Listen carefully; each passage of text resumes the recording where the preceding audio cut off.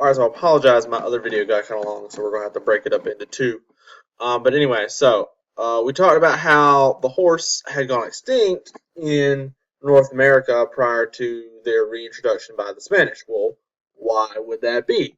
Well, uh, the first relationship with man and the horse began during the Stone Age. They were painted on the walls of caves in Western Europe. They were considered to be an important food source for Cro-Magnon man, and they were hunted using cliff drives. So the horse became extinct because Cro-Magnon man and cavemen liked to eat horse. They were an easily preyed upon uh, animal for them. And say hunting using cliff drives, so that's sort of as it sounds like. They would, round up herds and then, collectively drive them off of cliffs and then go down and collect what's left. All right, so from 4000 to 300 BC, humans began domesticating horses on the steppes north of the Black Sea. Of course, steppes being a sort of a arid grassland. Sort of the areas of Ukraine, Russia, as you see on the map, Georgia, Romania, Bulgaria, those areas. In the 3rd millennium BC, the Mesopotamians had been yoking oxen and pulling carts with donkeys and onagers. Donkey domestication began in Egypt as early as 3400 BC and spread throughout Asia by 1000 BC. Horses that were first kept by the peoples of the European and Asian plains as a source of meat and milk. This picture, that would be an example of steppes. Vehicles with wheels appear in the 3rd millennium BC, drawn by oxen, onagers, donkeys, or mules. Horses became the more favored draft animals for their speed and agility, especially for war chariots. So as we can see, horses are transitioning from a food source into an essential aspect of man's life and their ability to afford transportation and as a means of defense for these vast empires, and allowed for the growth of these empires thanks to, say, the transportation and their use as a war tool. The yoke, it became clear that that was better suited for oxen. They're obviously a lot more docile than horses to be hooked up in such a way. So we're going to see developments in tack and equipment that better suit the needs of the horse. Metal bits were first used in the Near East around 1500 BC. So the Near East being more like the Middle East, and sort of that area, as opposed to the Far East, which would be more like China and those places. Disciplined military mounts used in formation began being used in 1000 BC.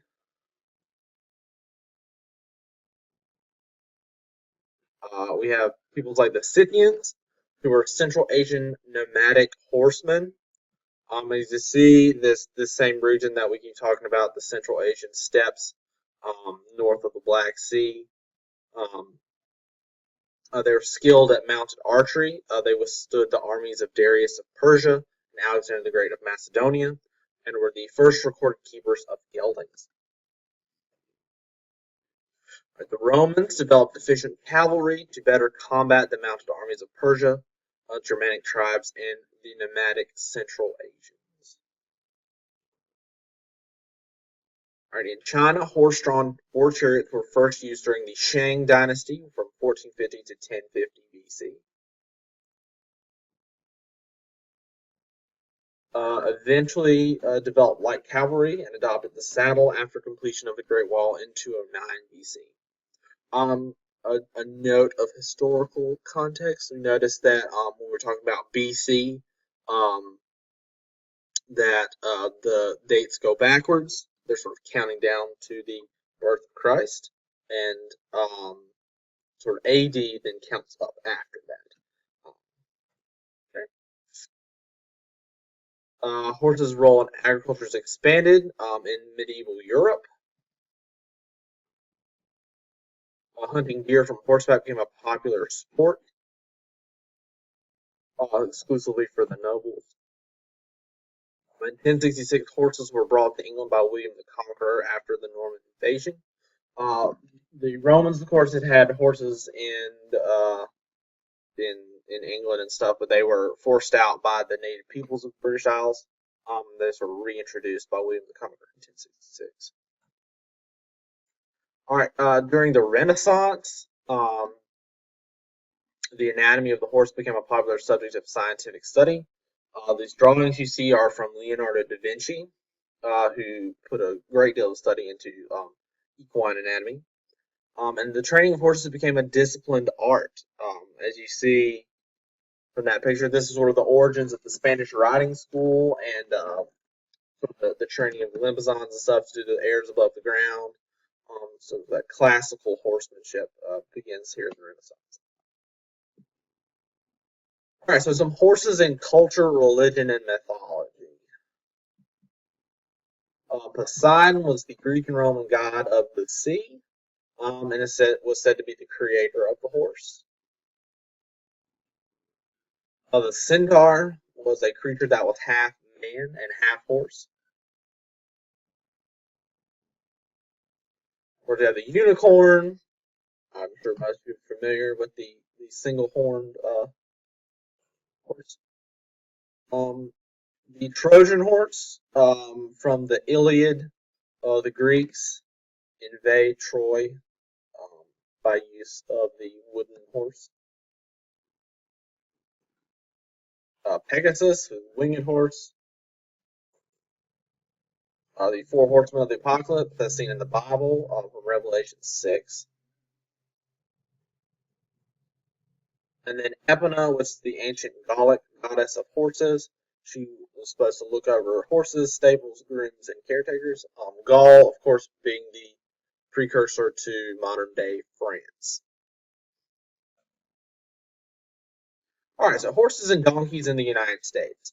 They were, of course, reintroduced by the Spanish conquistadors in the 1400s. Fast forwarding a lot, changes in farm machinery demanded heavier, stronger horses and mules. Mules were used by the U.S. military from 1775 to 1957 to transport supplies in packs and under harness. In fire protection, horses were an essential part of fire protection in the 1850s. A good crew could be packed, hitched, and crew assembled in 2 or 3 minutes. There were almost always pulled, or fire engines were almost always pulled by draft crosses.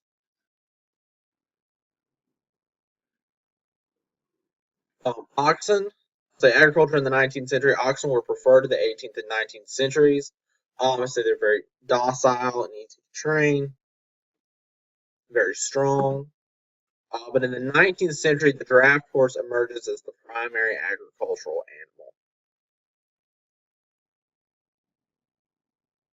animal. They were first imported from Europe in 1830, and they were needed for the new agricultural innovations brought by Western migration.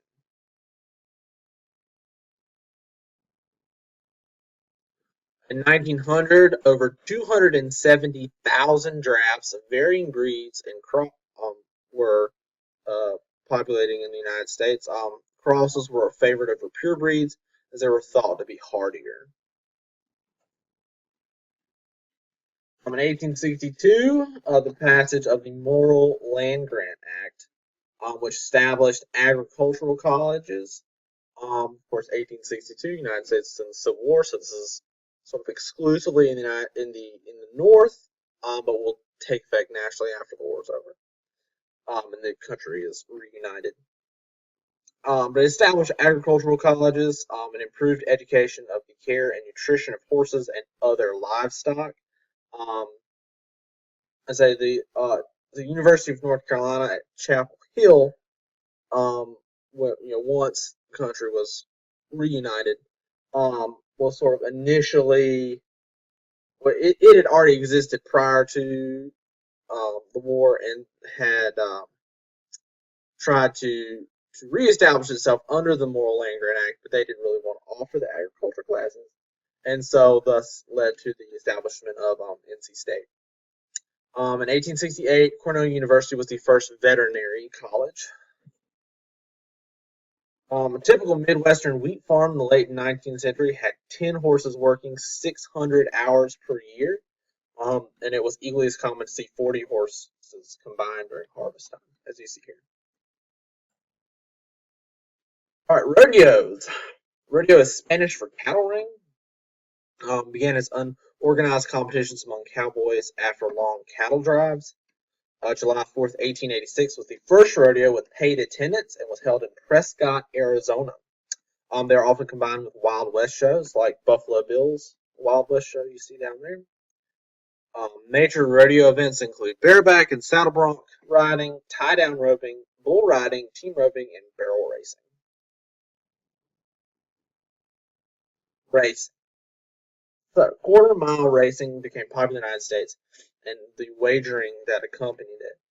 In early colonial America, Rhode Island and Virginia were your meccas for horse racing. On May 17, 1875, the first Kentucky Derby is held at Churchill Downs. It was sponsored by the Louisville Jockey Club and Driving Association. It was called the Derby after the Epsom Derby, first run in England in 1780. It is the oldest continually run race in America, and is the first race in the Triple Crown for thoroughbred 3-year-olds. Our horses in the 20th century. In 1900, half of the 13 million horses in the United States carried 10% to 50% draft horse genetics. In 1910, more than 3 million were in use in non-agricultural capacity. So that's as for personal use, in pulling carts and wagons and carriages, as well as riding. Motorized vehicles brought the decline of the draft horse. So in 1920, there were 950,000. And that number drops significantly to 2,000 in 1945. The horses in the military. Units of light dragoons or mounted riflemen were organized during the American Revolution. March 1855, Congress authorizes the formation of the 1st and 2nd Cavalry units, and is the first time the term cavalry is used. The Confederate cavalry was one of the greatest in the world, and that's not a biased statement. That's actually generally held belief by the majority of historians that the Confederate cavalry, led by Jeb Stuart, was one of the greatest in the world. World War I saw the end of mounted cavalry. They were hindered by the barbed wire and trenches. But they were still largely used in draft and packing roles. If you're familiar with the movie War Horse, this covers this sort of transition and decline of the horse in modern warfare. The 1930s transitioned to motorized vehicles for cavalries. In the 1950s, no mounted combat units existed in the U.S. or British armies. And there you have it. That's the history and development of the horse.